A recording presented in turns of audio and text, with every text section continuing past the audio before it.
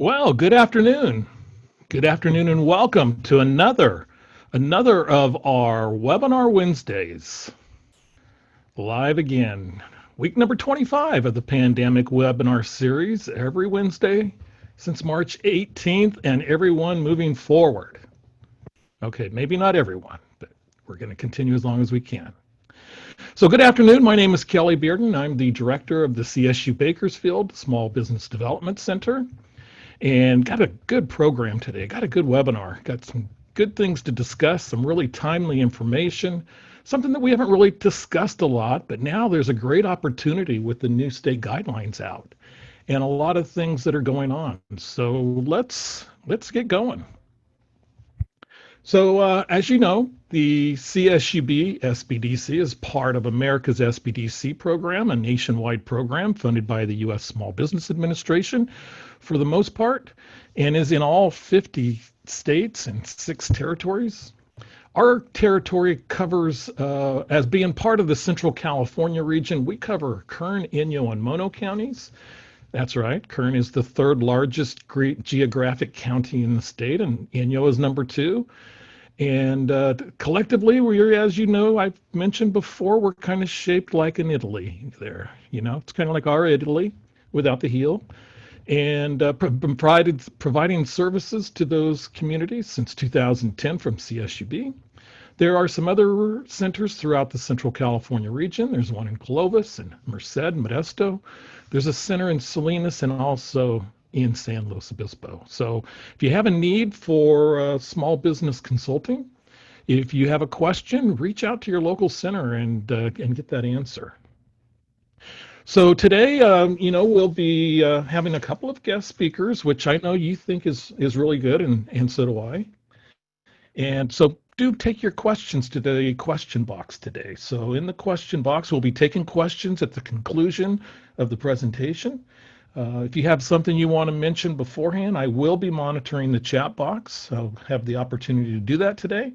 So throw something in the chat if you'd like, but the questions at the end, put in that question box.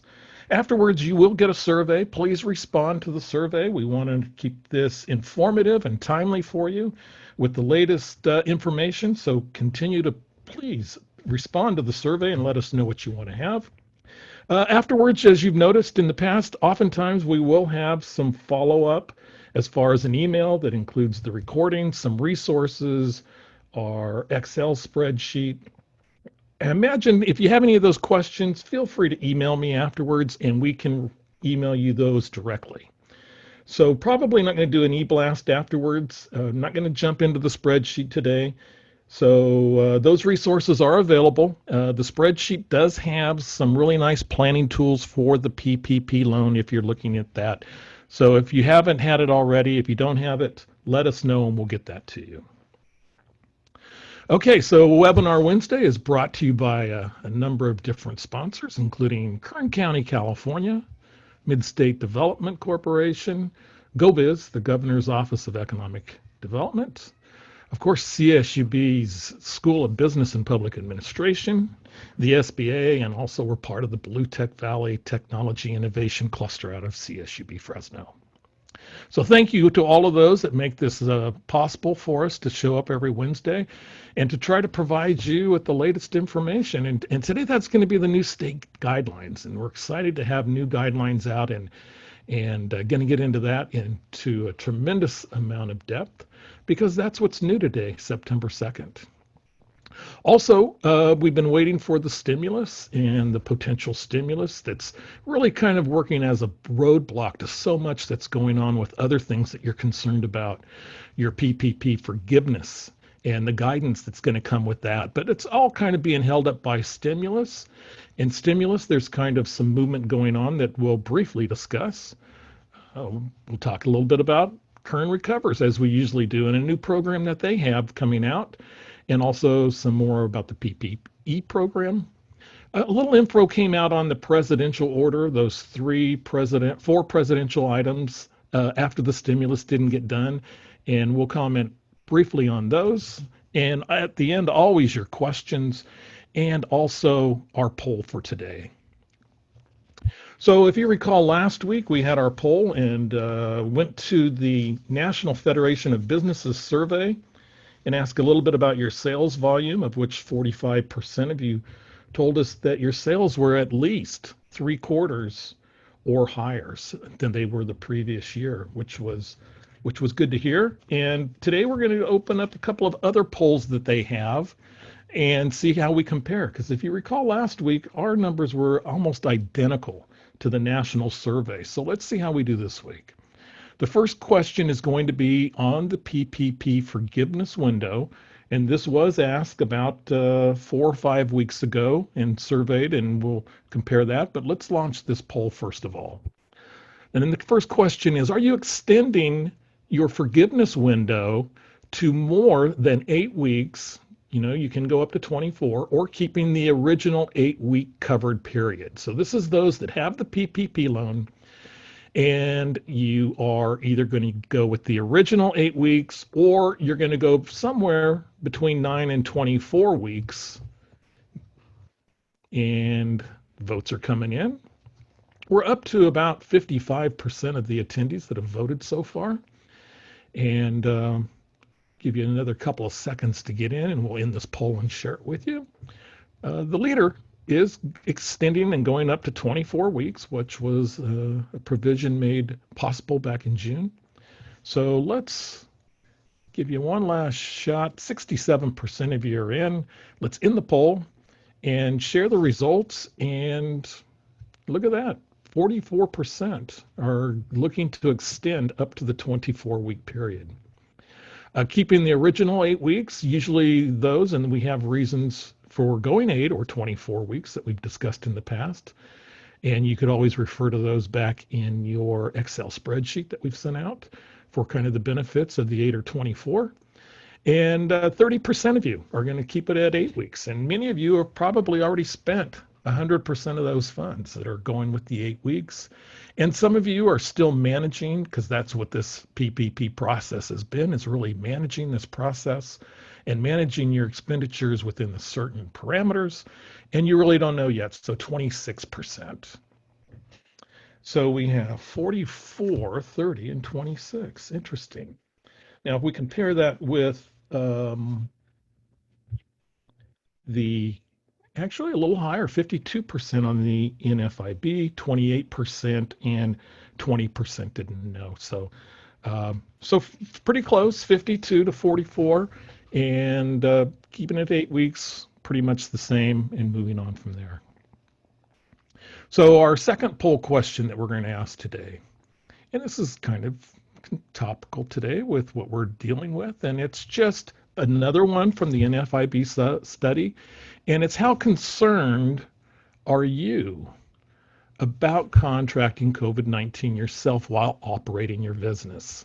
Are you very concerned, moderately concerned, somewhat concerned, or not concerned at all? So again, your concern level about contracting COVID-19 while operating your business, very concerned, moderately concerned, not concerned at all, or somewhat concerned. And while you wrap up voting on this particular item,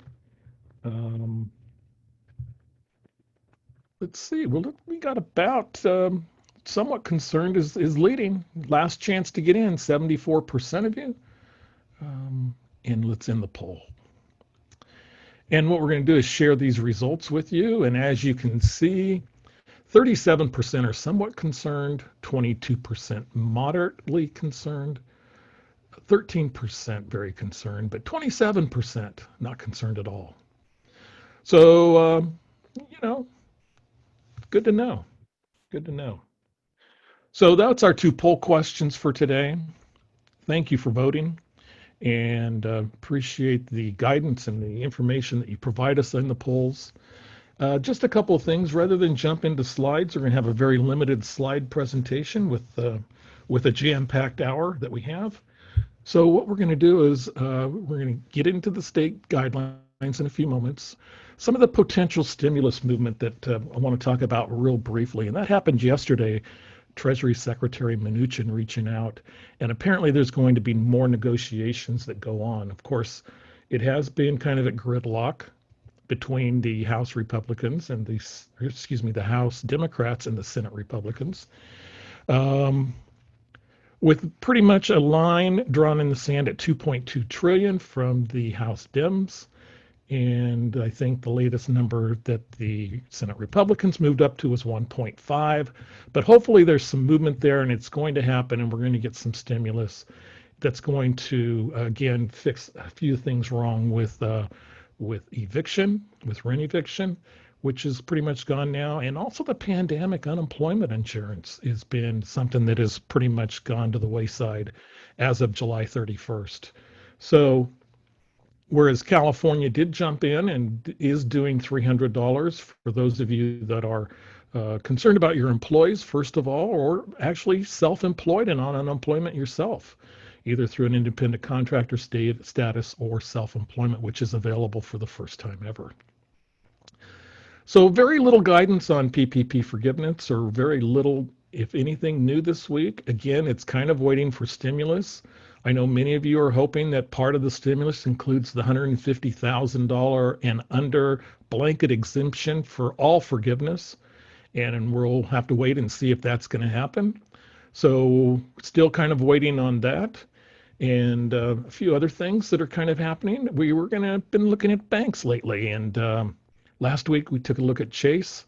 This week we were going to jump into B of A, and I actually went in and perused the site, and really not a lot to report. So really, B of A says that there's really little information there. They are not open as far as their forgiveness portal. So if you have completed your PPP loan, it's impossible to go through B of A at this time and actually get forgiveness.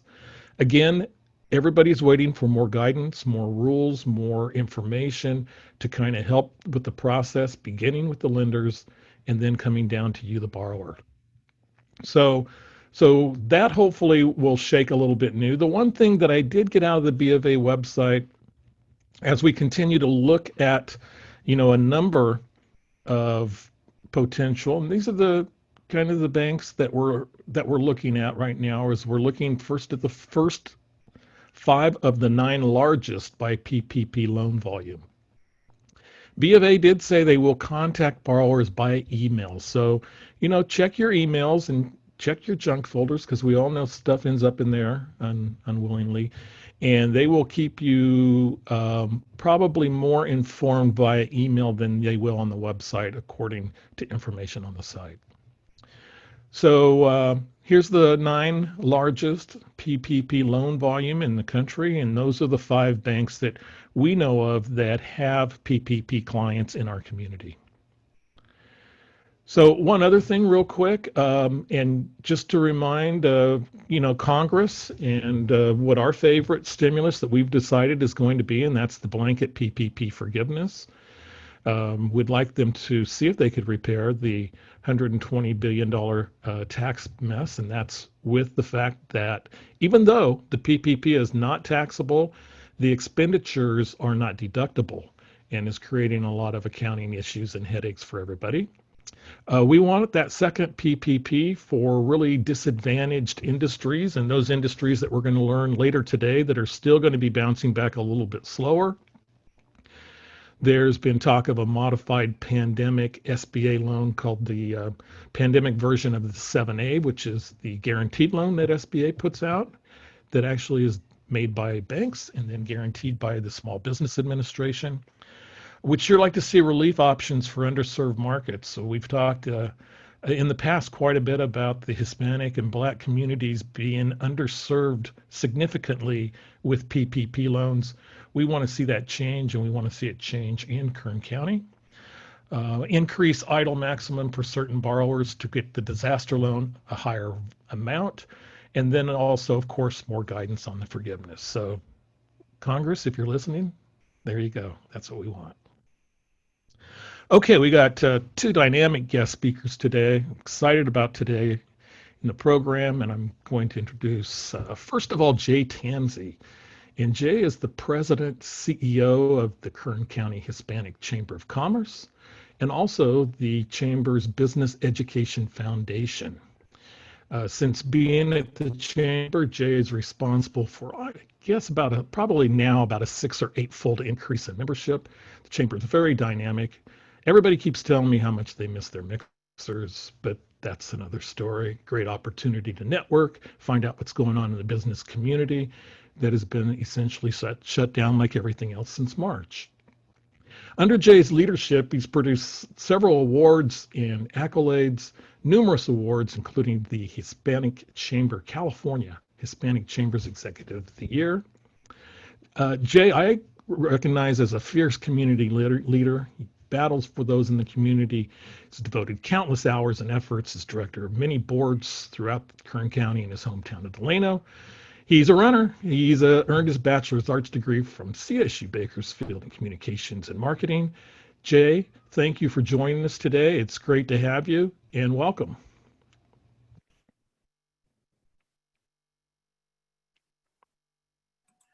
So thank you for having me. I really appreciate it, and I really appreciate that lovely picture. I wish I was that skinny still, but thank you for having me on this webinar. And I'm going to go ahead and share what I believe is okay, maybe not. Sorry, I'll have to go through that, which is a PowerPoint. Very, very briefly, I'm just going to touch on a survey that we took amongst members of the Chamber of Commerce. And we just wanted to know how they felt about their membership and how this can, during this pandemic. So how's your membership reacting during this pandemic? They're very appreciative of the of our e-newsletters, our weekly newsletters. It informs them on webinars throughout the county and here in Bakersfield. County resources such as PPE, and also the Kern Relief Program, community updates and what we're doing. And so I'm trying to get this onto one slide real quick. Oh, sorry about that.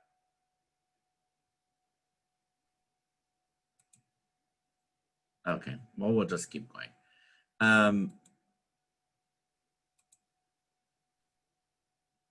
There it is. I'm so sorry. Okay, and then information resources that we would provide to our chamber members. They said that they got great information from the Kern Relief provided by the county. We're very thankful to the county for that. And they're very thankful for the funding that they received and the PPE that is also being received. I do want to go back and talk a little bit about the nonprofit $1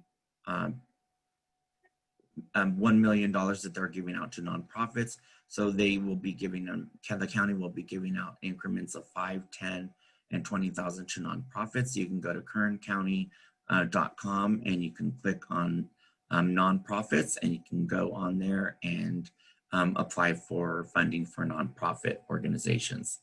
And then they've had access to the California Hispanic Chambers of Commerce. We have many resources that we provide. We also have consultants that are specifically at the California Hispanic Chambers of Commerce in Sacramento who can assist you with PPP, the EIDL loan, and other loans that may be either forgiven or at a lesser percentage rate. And so if you have any questions, you can just contact me. I'll put my number in the chat box and my email, and I can provide you with that information. So also virtual events and academies. We have a Mexican Independence Day celebration coming up. This actually will be airing on May 15th on KGET and Telemundo from 6 to 7. We will be pre-taping, so the public is not invited, but we welcome everyone to enjoy this Mexican celebration with an intimate setting at home. And also we have our Small Business Academy, which is an 8-week academy hosted by the Kern County Hispanic Chamber. and our main sponsor is Wells Fargo. It's an 8-week course for entrepreneurs and small business owners. We provide them in English and in Spanish, and we'll have our first orientation September 21st. Our current Energy and Ag Academy is geared towards Bakersfield College first-year students, current high school district graduating students, CSUB graduating or first-year students, and also Fresno State first-year students, which will be, the applications will be given out and handed out to those different outlets and also available at our office come in 2 weeks, and then we will begin our Energy and Ag Academy in October. Then we kind of just talked a little bit about how our membership and local businesses are reacting to the pandemic. And some of the feedback that we got is fearful. Some businesses are fearing losing their business due to not having enough income, revenue coming in, assistance, losing employees. Some employees come for 2 to 3 days and they don't return to work. And also the revenue. We've seen restaurant owners probably lose about 70% of their revenue per month. They're feeling emotional, unsure when their business will rebound and when this COVID-19 virus will end. New normal, adjusting to the new normal and following the guidelines, such as, the outside dining. The communication, they feel that there's little or no communication between state and local authorities and the business owners themselves. For example, many folks who own restaurants didn't know that they needed a permit to fill out a permit application for the city of Bakersfield and Kern County. And there's other things that I think that needed to be clarified by state and local authorities, and that is something that we saw in the survey. Media in general and social media platforms, they feel that there was very informative on what they see on the news and also on social media platforms. And then it's helpful for folks to share business pages and also let you know any specials or what they have going on as far as pickup, curbside, or dine-in, or any retail as of Monday. They feel it's a little disruptive as well, concerning, and lots of misconceptions related to the pandemic and business. So there's lots of misperceptions out there and disconcerting to them. So how did Kern County Hispanic Chamber of Commerce attack COVID-19 in Kern?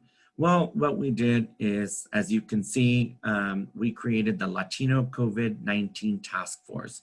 This is the first probably in the state to have a COVID-19 specifically to target Latinos in Kern. And what our objective is to make sure that we assist the Kern County Public Health, and which is a partner of ours, so that we can open up our businesses much faster by lessening the curve in Kern County. And how we are going to do that is, first, the cases in Kern County, we have 29,459 cases in Kern County. Out of those cases, 11,054 are Hispanic. Those are identified. 48.9% are unknown ethnicity. 65 to 73% believed to be Hispanic. When the unknown race cases are removed, Latinos make up a startling 73% of the cases in which the race is known. So not only does Kern County have 54% of the population Hispanic, we know that those numbers are going to increase when the testing of COVID-19 takes place.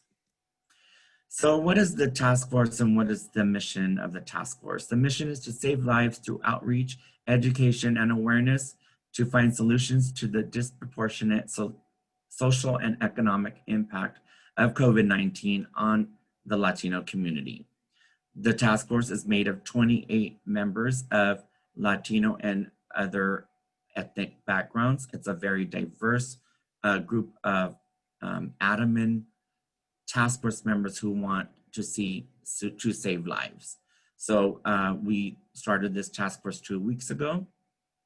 Some of the initiatives of the task force are outreach to Latinx and to our youth. So we have student body presidents who are on the task force that are reaching out to other ASB presidents in Kern County, and they are going to be doing and reaching out in the means of TikTok, Snapchat, Instagram, and all of the social media platforms that the Latinx and our youth generation profile are using nowadays. We are also working with farm workers challenges. We are trying to work with other agencies to provide testing, mobile testing, and PPE. We also have the Kern County Public Health, Matt Constantine and Michelle Corson, who are on the task force, and they provide us with a weekly update on what Kern County Public Health is doing, and they're doing a fantastic job on tracking and making sure that we have our up-to-date statistics on COVID.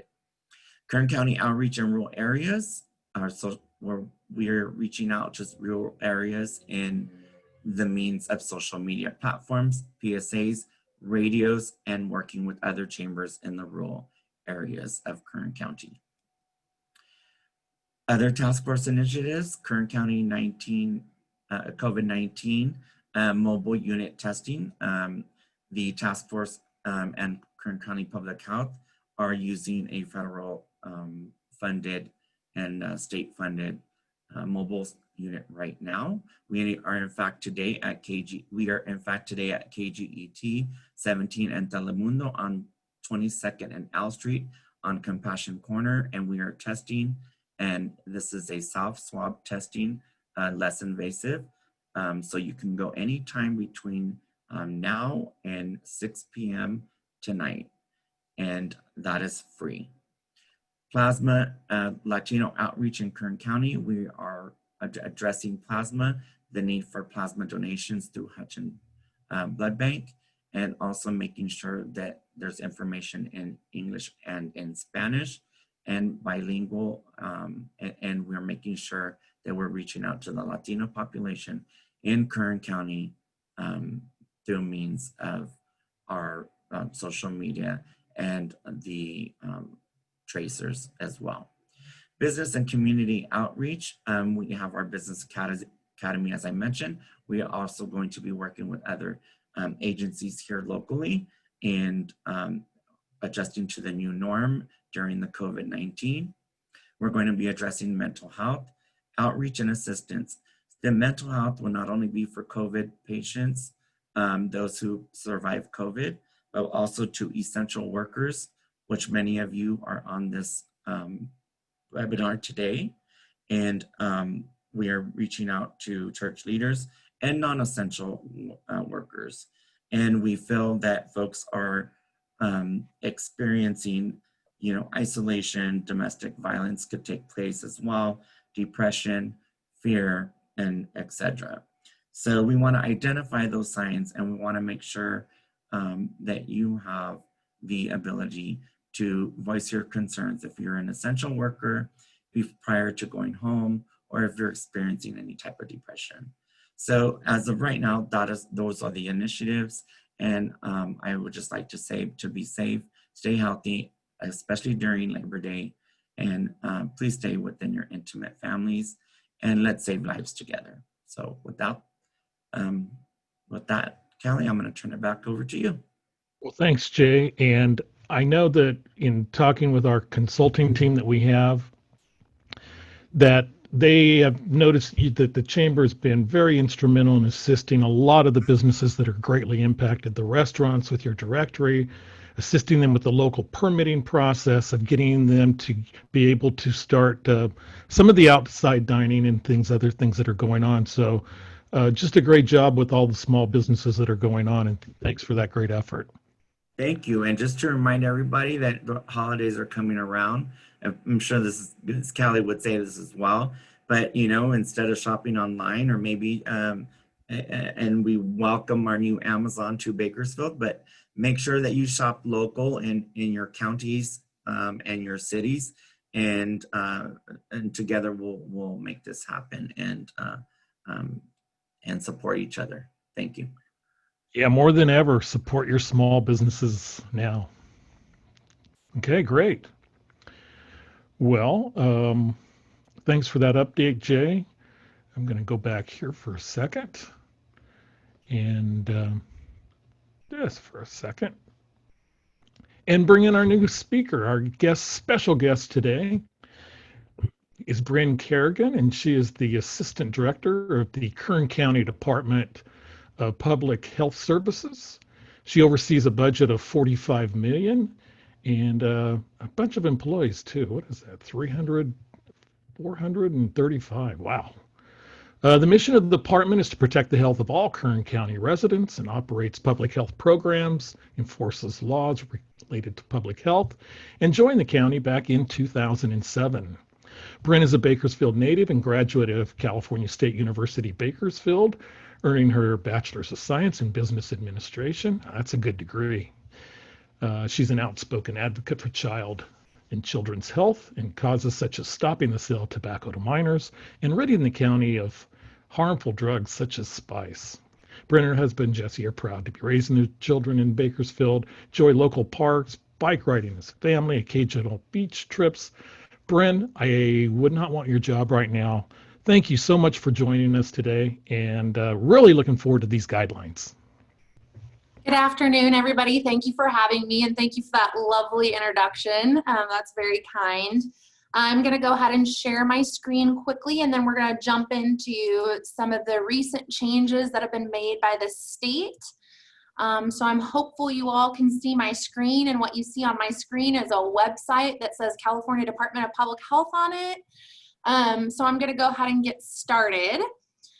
I'm sure many of you have heard, and the governor made the announcement on Friday, that the state has employed a new methodology for basically a roadmap or a blueprint to reopen the economy. This is a complete 180 from the previous measures that he had in place, what was previously known as the County Data Monitoring Program, and this completely replaces that.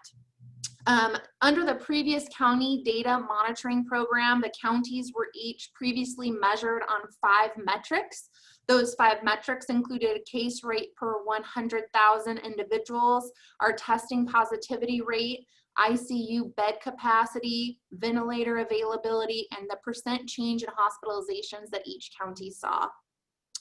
That's been replaced with 2 very similar metrics that we saw in the County Data Monitoring Program, and those 2 metrics are the case rate per 100,000 people and testing positivity rate.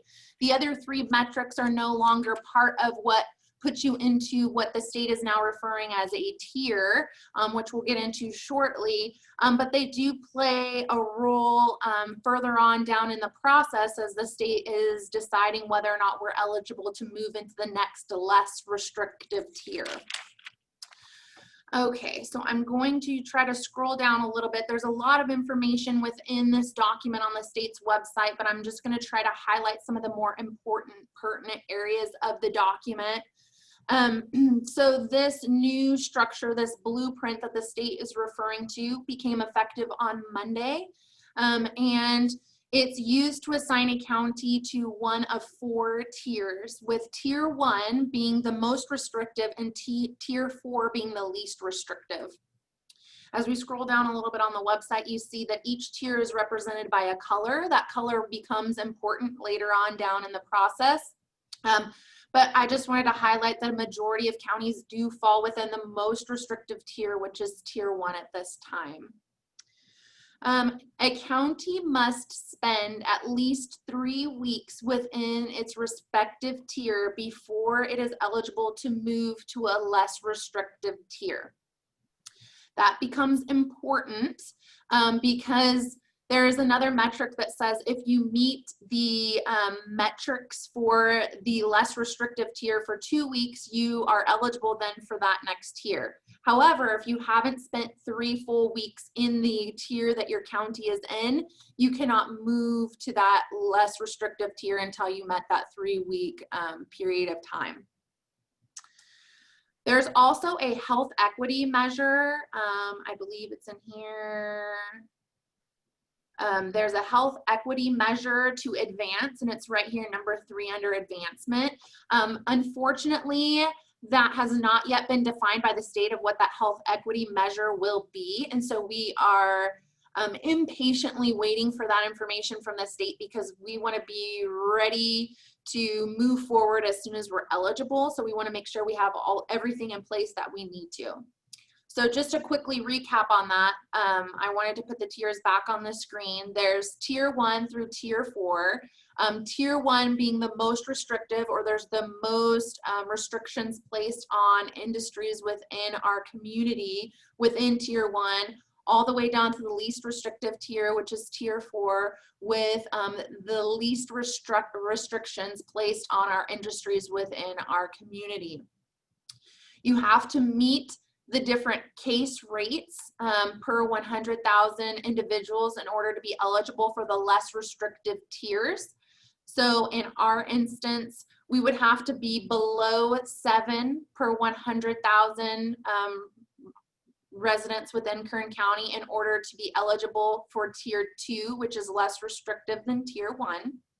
But we would also have to have a testing positivity rate of less than 8%. If you meet one of the measures but not the other, you're in the more restrictive tier. So just to break that down a little bit further, if our case rate was less than 7 per 100,000 individuals, but our testing positivity was still greater than 8%, we would still be required to remain within tier 1 until both of our measures met that less restrictive tiers measures.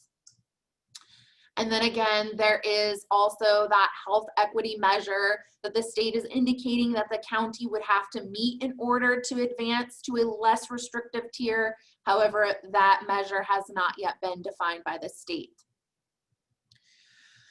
There's also the ability for a county to move backwards to a more restrictive tier from their less restrictive tier. If a county meets or exceeds the standards for their current tier and is in the more restrictive tiers standards, then for 2 consecutive weeks, the county would be required to revert to that more restrictive tier and would have 3 days to implement those restrictions on business industries that are required for that more restrictive tier. So just moving back to this table again, if Kern County or Inyo or Mono County were to be able to be within tier 2, which is less restrictive than tier 1, but our metrics began to meet tier 1 metrics or exceed tier 2 metrics for 2 consecutive weeks, the county would then be reclassified as a tier 1 and then would have to implement those more restrictive measures in our business industry.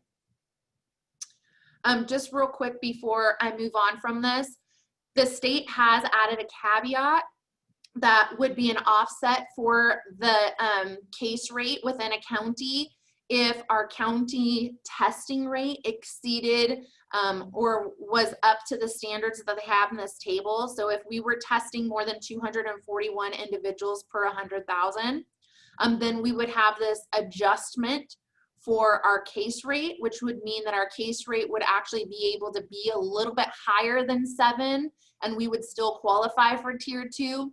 However, it's important to note that while our testing capacity would allow for us to meet this and be eligible for this adjustment, the volume of people actually taking advantage of the testing that is available within Kern County is just not there. So we don't meet this currently to have this offset to our case rate.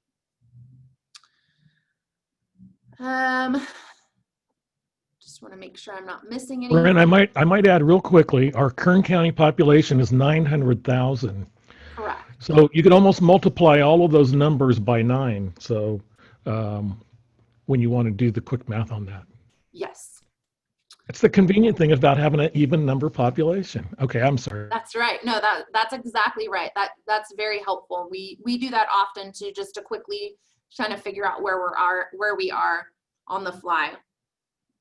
So while it may seem a little bit cumbersome or complicated or restrictive because there's these tiers and because there's these time frames put on these tiers, I do believe that this blueprint that has been implemented as of Monday is actually a positive for our community.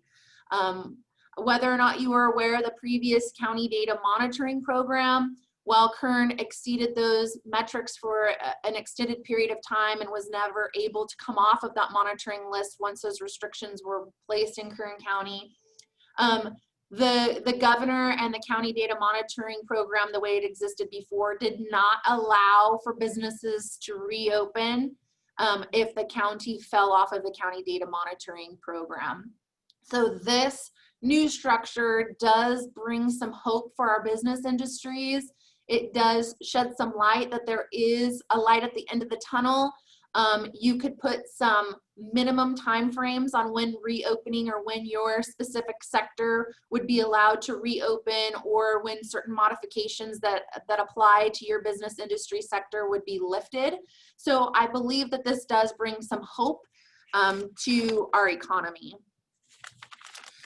So on Monday, when this was implemented, even though Kern County is in the most restrictive tier, Tier 1, the governor did announce that statewide hair salons and barbershops, indoor shopping malls, and there are some exceptions on that indoor shopping mall, and libraries were allowed to reopen. That was a huge step in the right direction for us. We're thrilled that we were able to allow more industry sectors to begin operating or to open up further within our community. So we're thrilled about that. And we're going to continue to work on our metrics. We just need our community's help on that so that we can move down into less restrictive tiers and get the rest of our business industries back and reopen.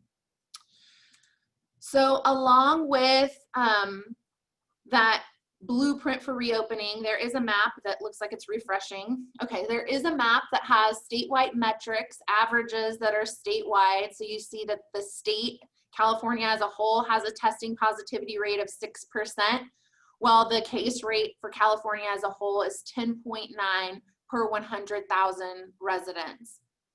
If you hover over your county, in this case, I'm going to use Kern, it shows what our current metrics are within our county. So right now, our current case rate per 100,000 is 15, which is more than double what the current metric is for case rate that would allow us to move down to to a less restrictive tier. And our testing positivity rate is 14.4%. Now, and that one also exceeds what the current requirement would be to go to the less restrictive tier, which is 8% or less. Now, while that sounds bad, while that puts us in the most restrictive tier, what I can say is Kern County is doing significantly better than we had been for a couple of weeks prior to where we're at right now. Our case rate was in the 400s. Our positivity rate was almost 30%. And so we are seeing a significant downtrend in both of these numbers. We still have a ways to go, but I think that that is promising to see how we have seen that downtrend in these numbers, and we hope that that continues. But like Jay put out there, and like we continue to tell the community, it requires everybody to use those preventative measures that have been put out there. Don't gather, wear masks when you're out and about, socially distance, wash your hands. Those are so important so that we can get our economy back reopened. What I think is important to put some perspective on is while you're looking at this map, you're seeing a significant portion of this map is purple. 87% of California's population resides within one of these purple counties. That is a significant percentage of California's population, and 38 of the counties within California are purple. Now, we hope to see this change. We hope to see not only for our business sectors to be able to reopen, but that would mean that our infection is less prevalent within our state. So we want to see both of those things happen, but again, it takes the community in order to make that happen. What's important to note is what was previously updated daily, the county metrics under the county data monitoring program, they're now only updated weekly. Every Tuesday, the state will update these metrics. So we are impatiently waiting for next Tuesday to see where our community is at with our metrics. But as a public health department here in Kern, we do look at where we're at as a county on a daily basis. I think everybody will be excited to hear that as of today, our metrics had a case rate of 10.32, which is trending in the right direction. And our testing positivity rate was at 10.51. So you could see that's a substantial decrease from what we saw that was posted this past Monday for Kern County. Now those are daily numbers, and the numbers that the state puts up are an average for the week. So we'll have to see how that flushes out, how those numbers fluctuate, but we're headed in the right direction. We just need to keep this going in this direction. I'm gonna move on.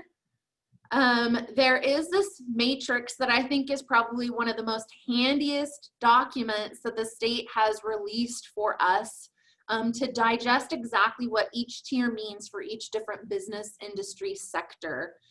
You see the tiers lined up across the top, and the sectors are lined up down the left-hand side of the matrix. And then within each box under each tier, you see whether or not that business industry sector can be open. And if they can be open, what are the modifications that that sector has to be under?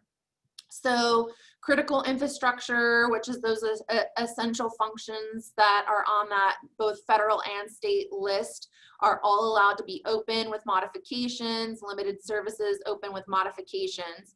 When you look at hair salons and barber shops, they're allowed to be open indoors with modifications across the board, which was a huge win for us. We're excited to see that.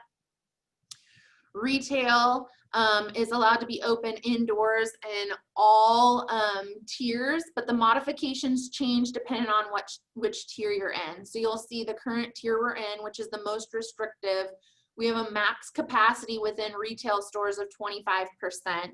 When we move to tier 2, we see that capacity be able to increase up to 50%. And then once you get to that tier 3, there is no restriction on the capacity that's allowed within retail. Shopping centers, so malls, shopping malls were also reopened indoors on Monday, effective this past Monday. They were previously closed indoors. So we're excited to see that. There are some caveats to that reopening within tier 1, the most restrictive category, which Kern County resides in. As you can see, there's a capacity restriction, but there's also a couple of more caveats that you see here. The food courts must remain closed, and common areas where people would typically congregate, that is also required to be closed, but they do get to reopen. And then you see those restrictions become less severe as you move to these less restrictive categories. So the capacity increases, and food courts don't have to necessarily be closed, but they have to have a reduced capacity, and so on. You can see as we move to less restrictive tiers, those restrictions become less. Personal care services, this is where nail salons, massages, things of that nature fall within, tattoos, that sort of thing. Outdoor only currently, with tattoo parlors closed because they cannot operate outdoors. But as we move to tier 2, we're able to see all of those things reopen, but they will have modifications. Museums, zoos, and aquariums are currently only allowed to be open outdoors, but as soon as we're able to move to tier 2, we can see them reopen indoors with some modifications, and those modifications are related to capacity amongst other things, because there is guidance documents that the state has released that are applicable to each of these different business industry sectors. Places of worship. So churches and other places of worship are currently only allowed to be open outdoor with modifications for their outdoor openings. When we move to tier 2, we're able to allow those operations to resume indoors with modifications such as capacity amongst other things. Movie theaters are currently only allowed to be open outdoors, but in tier 2, we see that they're able to open indoors with modifications. Hotels are allowed to be open, however, their fitness centers are required to be closed currently. Gyms and fitness centers are required to be outdoors only currently, and if we move to tier 2, when we move to tier 2, we'll be able to open those back up indoors with modifications and capacity restrictions. Restaurants, this is another big one for us. They're only allowed to be outdoor currently, but when we move to tier 2, we could see them move back indoors with modifications and capacity restrictions. Wineries are outdoor only until you get to tier 3. Bars, breweries, and distilleries are closed until you get to tier 3 when they can be open outdoors with modifications. It's not until tier 4 that we see this business industry sector be able to open indoors. Family entertainment centers are supposed to be outdoor only. They can't open indoors until we're within tier 3. Card rooms, satellite wagering, that's outdoor only currently, and then we can't open those indoors until we're in tier 3. Offices are supposed to be as remote as possible, and then they can open indoors with modifications in tier 3. And then professional sports, they aren't impacted so much by this tier structure. They're allowed to be open across the board. However, you'll see even within tier 4, no live audiences. So this is a very, very helpful sort of matrix to get a good snapshot of what's allowable and what's not within each tier. It also shows you how much we gain by moving from tier 1 to tier 2. We're very hopeful that hopefully within 3 weeks we're able to move to tier 2. Now we still exceed the state's metrics currently, but that doesn't mean that if next week we meet those state metrics, which it seems like we're trending in that direction, that we could see within 3 weeks us move to tier 2, which would be fantastic. Fingers crossed. If we can get everybody to continue to practice those preventative measures, then we'll see tier 2 sooner rather than later. I think that this is the most helpful document, but I think what's also helpful for you guys to see is the state also released on Friday this ability for people to search by county and find out what's allowed to open and what's not allowed to open within your county. So if you type in Kern, you could scroll down through the different industry sectors and it will tell you if they're closed, if they're open with modifications. It gives you a link to go look at the industry guidance. So this is also another helpful tool for individuals to look up. It's not as, I think, easy to see as this dimmer framework matrix that the state released, but it's another helpful tool. So I think, Kelly, with that said, I've pretty much covered everything that I planned on covering, and I'll stick around for questions. Wow, that's great information, and it is really, really positive information that we are moving in the right direction, and we at least now have guidelines to when we can see reopening. I know it's been a source of frustration for a lot of people, not knowing exactly where that was going. You know, some businesses would ask us, when can we open? A year, 2 years? So, and I think a lot of our question box is going to reflect that comment. So let's get to the questions. The first one was from a restaurant, and I know some of these you're going to need your crystal ball, so I hope you brought it. First one is going to be my restaurant under moderate can operate at 50% capacity indoors. Any idea based on our trends when that could happen?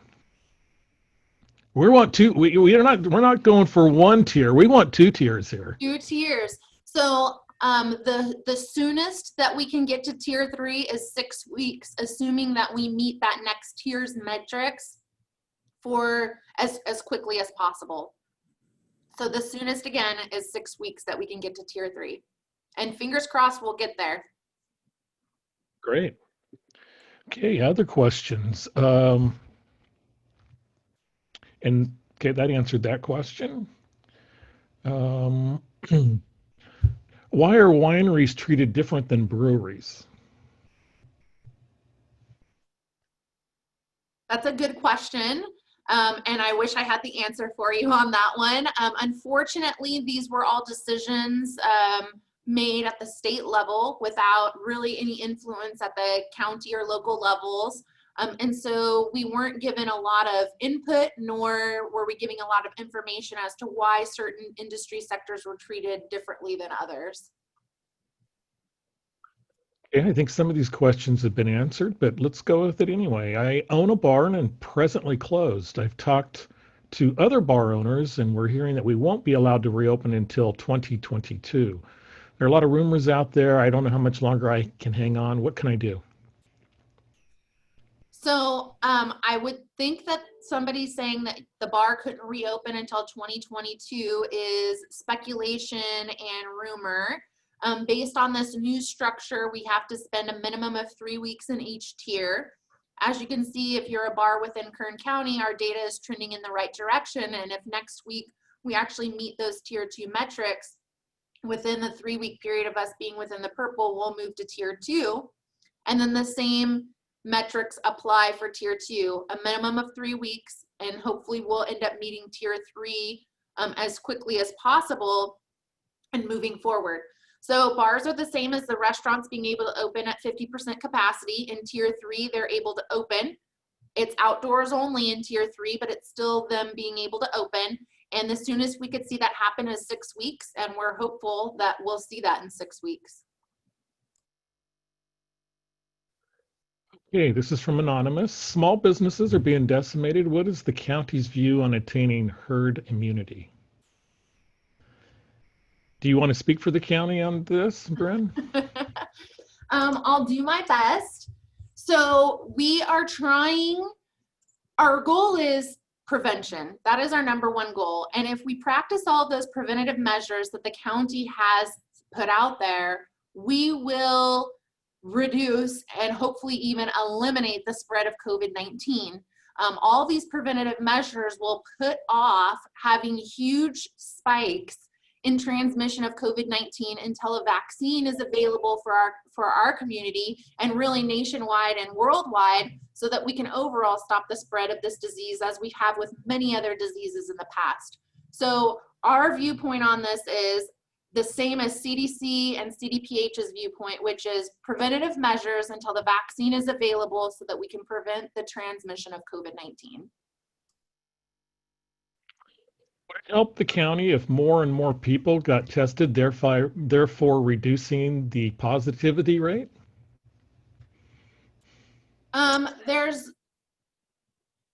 That's a difficult question to answer. So there's going to be impacts to both the positivity rate and the case rate. Oftentimes, if people just get tested for the fun of it, they find out that they're actually positive and asymptomatic. So it could have the opposite effect on our case rate and our testing positivity rate. We could see actually an increase in the number of positive cases in people that didn't even realize that they had COVID-19. But I also think, really quick, Bryn, I also think that if folks get tested and they are negative and say that they've been around someone, and then a week or 2 later goes by and we have these mobile testing units that the county's providing, I also feel that if they get tested again, that will add to the numbers and they'll be hopefully negative, which will increase, our numbers of being negative testing, and which will help us, I believe, open up businesses maybe sooner. So I say take advantage of any testing site or mobile testing units. Jay, the next question is a little bit on the Kern Recovers nonprofit grants. Do you have any further information on that? So if you go to kerncounty.com and you go to their webpage, you'll find that there's the dashboard, the state COVID-19 industry guideline documents. You'll also find the Kern Recovers, which is the county funded programs to support local nonprofit businesses and local nonprofits. So when you click on the nonprofits, it will then identify you and it'll give you the overview of the nonprofit grant. And the program awards grants up to, as I mentioned, $5,000, $10,000, $20,000 to nonprofit organizations that are focused on addressing the needs of the neediest of our society or improving the quality of life in Kern County, and two, were unable to receive aid through the Kern Recovers Small Business Forgivable Loan Program. So if you go to kerncounty.com, you'll be able to find all this information on there. Yeah, that's $1 million available, and that's going to go a long ways. It's another great program from Kern Recovers. Well, yes, thank you. Let's see. If our counted population is 900,000, how does the undocumented population fit into this program? I think you go by the official population of the county based on our 900,000. It would be my answer to that. That's correct. So we use the total population that's been documented by the census. And then it's just positive cases, regardless of whether or not they're documented or undocumented. We don't verify that. We don't have any information on that. They just become cases out of that 900,000 population. Corinne, at what tier will our kids be allowed to go back to school?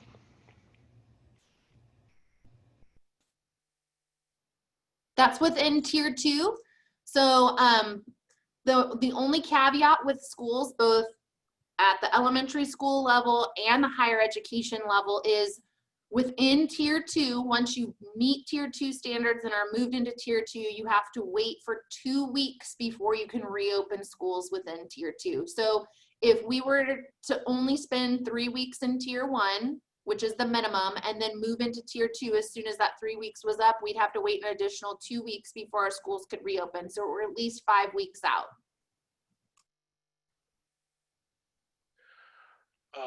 What happens when we are in tier 1 for over 3 weeks? Will the state allow us to open without modifications? If we remain in tier 1 for greater than 3 weeks, then tier 1 restrictions remain in place until we're able to move to a less restrictive tier. So maybe this question, the intent was, what happens when we are in tier 4 for over 3 weeks? Can you open without modifications? No, at that point, tier 4 restrictions remain in place until the state changes what this guidance says.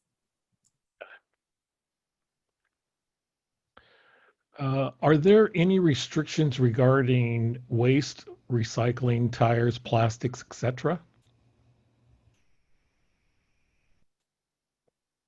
At one point, we worked on this. This was early on in the pandemic, and I believe that they are allowed to reopen without restrictions aside from social distancing, masks. Jay, you're shaking your head. Am I off base? No, you're exactly right. This is one of the gray areas that way in the beginning of the pandemic. A few of us were appointed by the Board of Supervisors, and we were able to open up these gray areas of business. Mm-hmm. And recycling and waste were considered essential, and they were part of the governor's administration, through the governor's administration. Mm-hmm. So they have to get permitted through them, and they are considered essential. How would someone find out the capacity of their gym if it's closed? That's a good question. In fact, we had that question last night on a conference call with the state. What they're currently saying to go off of is the fire marshal capacity that's been established for your facility until the state actually comes up with a definition for what they're referring to as capacity. Does the state have any policies yet on mandatory vaccinations? No. Do you anticipate that other communicable diseases will be using the same response mechanisms mandated by our state? I'm unsure. We've had previous outbreaks of communicable diseases. They have not been handled the same as COVID-19 has been handled. There was also different administration in the governor's office at the time that the previous outbreaks did occur. So I'm unsure of what previous communicable disease outbreaks will bring. Hey, a question for me. Did Kelly say the PPP loan is not taxable? Yes, I said the proceeds are not taxable. However, when you spend those proceeds, they are not deductible from a tax standpoint. And then Robert, please poll on who will defer FICA 6.2% for employees the next 4 months. Thank you. We will add that to the poll next week. That is one of the presidential orders, and hasn't been getting a lot of attention from larger companies since it is a deferral rather than an actual tax. The employee would essentially just be deferring the tax and would probably be washed out on their income taxes. So if you started having an employer defer your FICA tax, your Social Security, 6.2% for the last part of the year, say it's $1,000, it'd probably be taken into consideration and come out of your tax refund or amount owed you on your taxes next year. That's my opinion on that. So let's see if we have any more. That's it. We're out of questions. Well, thank you both so much. Very informative, and I'm really excited that I think we've turned the page. We've turned the page and at least getting definitions and a mechanism for getting our businesses reopened again. So I want to thank Bryn and Jay, and keep doing the great work that you guys are doing in the community. So on behalf of Jay Tamsey and Bryn Kerrigan, I'm Kelly Bearden. We'll be back next Wednesday. Thank you for joining us. Fill out your surveys. Goodbye, everybody. Thank you. Thank you.